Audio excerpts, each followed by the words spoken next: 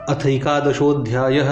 सूत जी कहते हैं, श्री कृष्ण ने अपने समृद्ध आनर्त देश में पहुंचकर वहां के लोगों की विरह वेदना बहुत कुछ शांत करते हुए अपना श्रेष्ठ पांचजन्य नामक शंख बजाया। भगवान के होठों की लाली से लाल हुआ वह श्वेत वर्ण का शंख बजते समय उनके कर कमलों में ऐसा शोभायमान हुआ जैसे लाल रंग के कमलों पर बैठकर कोई राजहंस उच्च स्वर से मधुर गान कर रहा हो। भगवान की शंख की वह ध्वनि संसार के भय को भयभीत करने वाली है।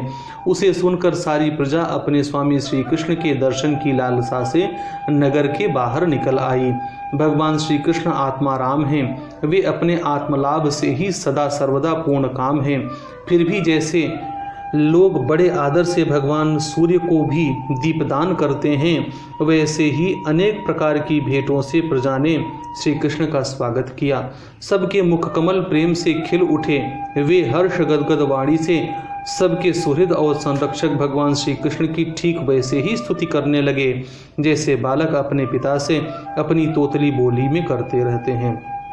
स्वामिन, हम आपके उन चरण कमलों को सदा सर्वदा प्रणाम करते हैं जिनकी वंदना ब्रह्मा, शंकर और इंद्र तक करते हैं, जो इस संसार में परम कल्याण चाहने वालों के लिए सर्वोत्तम आश्रय हैं, जिनकी शरण ले लेने पर परम समर्थ काल भी एक बाल तक बांका नहीं कर सकता। विश्वभावन, आप ही हमारे माता, सुहृद, स्वामी और पिता हैं।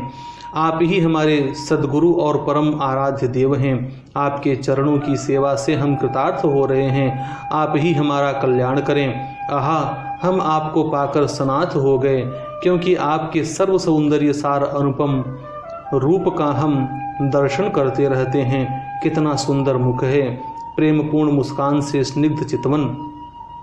यह दर्शन तो देवताओं के लिए भी दुर्लभ है। कमल नयन श्री कृष्ण, जब आप अपने बंधु बांधवों से मिलने के लिए हस्तिनापुर अथवा मथुरा चले जाते हैं, तब आपके बिना हमारा एक एक क्षण कोटि कोटि वर्षों के समान लंबा हो जाता है। आपके बिना हमारी दशा वैसे ही हो जाती है जैसे सूर्य के बिना आँखों की। भक्तवत्सल भगवान श्री कृष्ण प्रजा के मुख से ऐसे वचन सुनते हुए और अपनी कृपामयी दृष्टि से उन पर अनुग्रह की वृष्टि करते हुए द्वारका में प्रविष्ट हुए। जैसे नाग अपनी नगरी भोगवती की रक्षा करते हैं, वैसे ही भगवान की वह द्वारकापुरी भी मधु, भोज, दशार्ह, अर्ह, कुकुर, अंधक और वृष्णिवंशी यादवों से, जिनके पराक्रम की तुलना और किसी से भी नहीं की जा सकती, सुरक्षित थी। वह पुरी समस्त ऋतुओं के संपूर्ण वैभव से संपन्न एवं पवित्र वृक्षों एवं लताओं के कुंजों से युक्त थी। स्थान स्थान पर फलों से पूर्ण उद्यान, पुष्प वाटिकाएं एवं क्रीड़ावन थे। बीच बीच में कमल युक्त सरोवर नगर की शोभा बढ़ा रहे थे।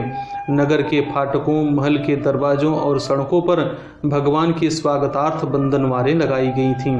चारों ओर चित्त विचित्र ध्वजा पताकाएं फहरा रही थीं, जिनके उन स्थानों पर घाम का कोई प्रभाव नहीं पड़ता था। उसके राजमार्ग, अन्यान्य सड़कें, बाजार और चौक झाड़ बुहार कर सुगंधित जल से सींच दिए गए थे और भगवान के स्वागत के लिए बरसाए हुए फल फूल, अक्षत, अंकुर चारों ओर बिखरे हुए थे।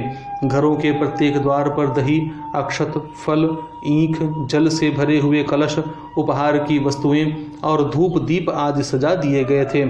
उदार शिरोमणि वसुदेव, अक्रूर, उग्रसेन, अद्भुत पराक्रमी बलराम, प्रद्युम्न, चारुदेशन और जाम्बोती नंदन सांब ने जब यह सुना कि हमारे प्रियतम भगवान श्री कृष्ण आ रहे हैं, तब उनके मन में इतना आनंद उमड़ा कि उन लोगों ने अपने सभी आवश्यक कार्य, सोना, बैठना और भोजन आदि छोड़ दिए। प्रेम के आवेग से उनका हृदय उछलने लगा। वे मंगल शकुन के लिए एक गजराज को आगे करके स्वस्त्ययन पाठ करते हुए और मांगलिक सामग्रियों से सुसज्जित ब्राह्मणों को साथ लेकर चले। शंख और तुरही आदि बाजे बजने लगे और वेदध्वनि होने लगी।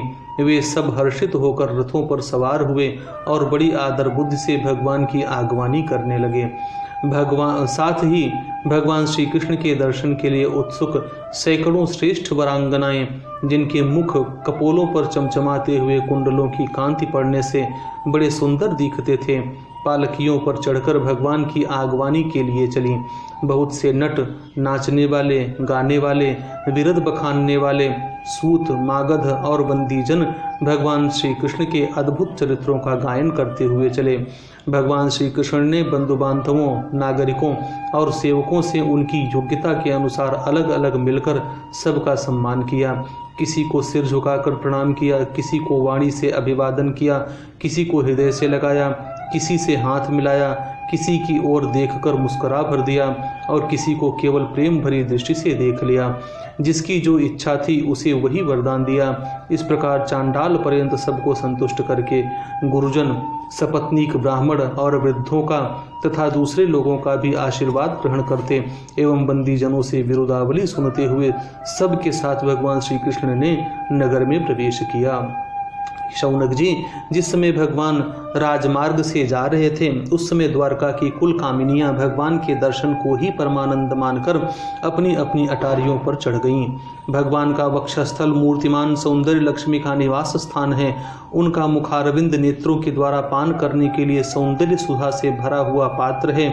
उनकी भुजाएं लोकपालों को भी शक्ति देने वाली हैं। उनके चरण कमल भक्त परमहंसों के आश्रय हैं। उनके अंग अंग शोभा के धाम हैं। भगवान की इस छवि को द्वारकावासी नित्य निरंतर निहारते रहते हैं, फिर भी उनकी आंखें एक क्षण के लिए भी तृप्त नहीं होती। द्वारका के राजपथ पर भगवान श्री कृष्ण के ऊपर श्वेत वर्ण का छत्र तना हुआ था। श्वेत चंवर डुलाए जा रहे थे। चारों ओर से पुष्पों की वर्षा हो रही थी। वे पीतांबर और वनमाला धारण किए हुए थे। इस समय वे ऐसे शोभायमान हुए मानो श्याम मेघ एक ही साथ सूर्य, चंद्रमा, इंद्रधनुष और बिजली से शोभायमान हो।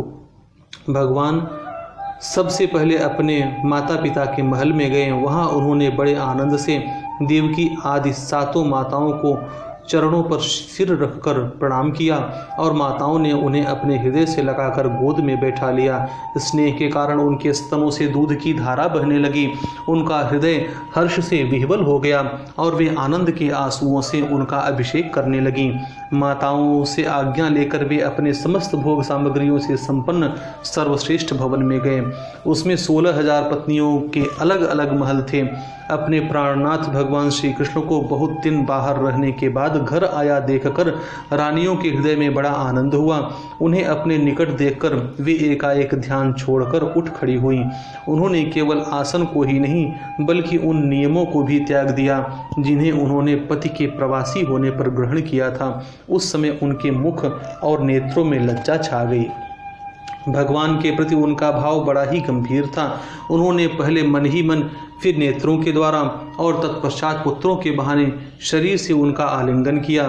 शौनक जी, उस समय उनके नेत्रों में जो प्रेम के आंसू छलक आए थे उन्हें संकोचवश उन्होंने बहुत रोका, फिर भी विवशता के कारण वे ढलक ही गए।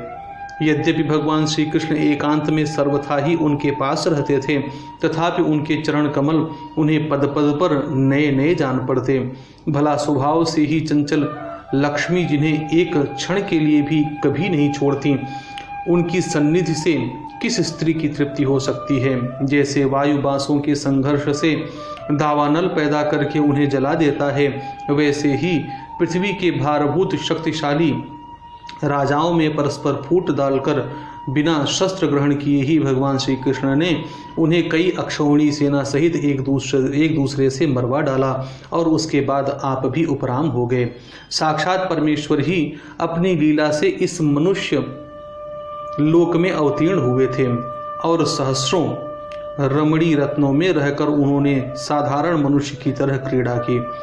जिनकी निर्मल और मधुर हंसी उनके हृदय के उन्मुक्त भावों को सूचित करने वाली थी, जिनकी लजीली चितवन की चोट से बेसुध होकर विश्व विजयी कामदेव भी अपने धनुष का परित्याग कर दिया था,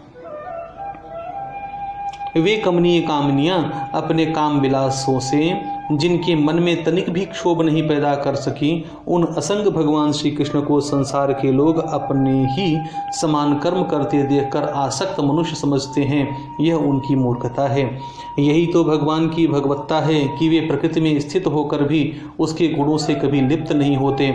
जैसे भगवान की शरणागत बुद्धि अपने में रहने वाले प्राकृत गुणों से लिप्त नहीं होती। वे मूढ़ स्त्रियां भी श्री कृष्ण को अपना एकांत सेवी स्त्री परायण भक्त ही समझ बैठी थीं, क्योंकि वे अपने स्वामी के ऐश्वर्य को नहीं जानती थीं। ठीक वैसे ही जैसे अहंकार की वृत्तियां ईश्वर को अपने धर्म से युक्त मानती हैं। जय जय श्रीमद्भागवते महापुराणे पारमहंस्यां संहितायां प्रथम स्कंधे नैमिषीयोपाख्याने कृष्ण द्वारका प्रवेशो नामैकादशोऽध्यायः।